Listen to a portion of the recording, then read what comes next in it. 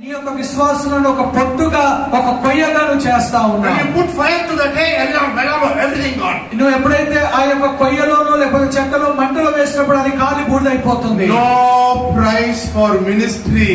మరి అలాంటి ఒక పరిచర్యకు ఎలాంటి ఒక ప్రతిఫలం అనేది ఉండదు. If every man can sit on these chairs, and if every man or soul or woman or soul can come to heaven, it's a great achievement for Pastor Jamore.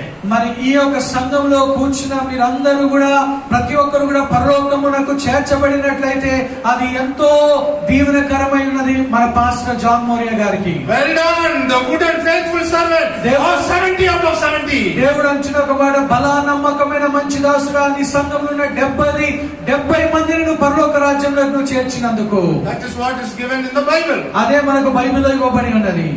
It's very simple. Let us look Corinthians chapter 1 and chapter 2. మరి కొరింథీయుల పత్రిక మనం చూసినప్పుడు మొదటి అధ్యాయం రెండో అధ్యాయంలో ఆ విషయాన్ని మనం చూస్తా ఉన్నాం. So when God saw unity in the secular world, he said, secular world I can get unity, spiritual world there cannot be unity.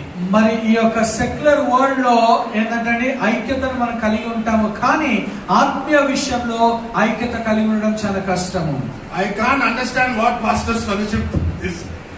You and I, thy is unity. మరి ఈ యొక్క పాస్టర్స్ ఫెలోషిప్ మనం చూసినప్పుడు unity అంటే ఏంటంటే నీవు నేను ఒక మరి కట్టబడిన వారుగా ఉన్నాం. If you want to have 5,000 people in your church and I am happy with 50, how can there be unity? మరి నా సంఘంలో 5,000 మంది ఉంటే నీ సంఘంలో 50 మంది ఉంటే అక్కడ ఐక్యత అనేది ఎలా వస్తుందని think about it. దాని గురించి ఆలోచించండి. I can't preach like this anywhere except in pastors fellowship. మరి ఇలాంటి విషయాలు నేను ఎక్కడ కూడా నేను బోధించలేనది కేవలం pastors fellowship. Are we truly getting ready for his coming? మనం నిజముగా క్రీస్తు యొక్క రాకడ కొరకు సిద్ధపరచబడుతున్నామా? Is this the time for blessings? ఇది ఆశీర్వాద సమయమా? Is this the time to go running money? మరి డబ్బులు సంపాదించుకునే ఒక సమయమై Is ఉన్నదా? this the time? ఇది సమయమా? Elisha asked Gehazi. ఎలీషా గెహాజీని అడిగాడు. He ran after Naaman.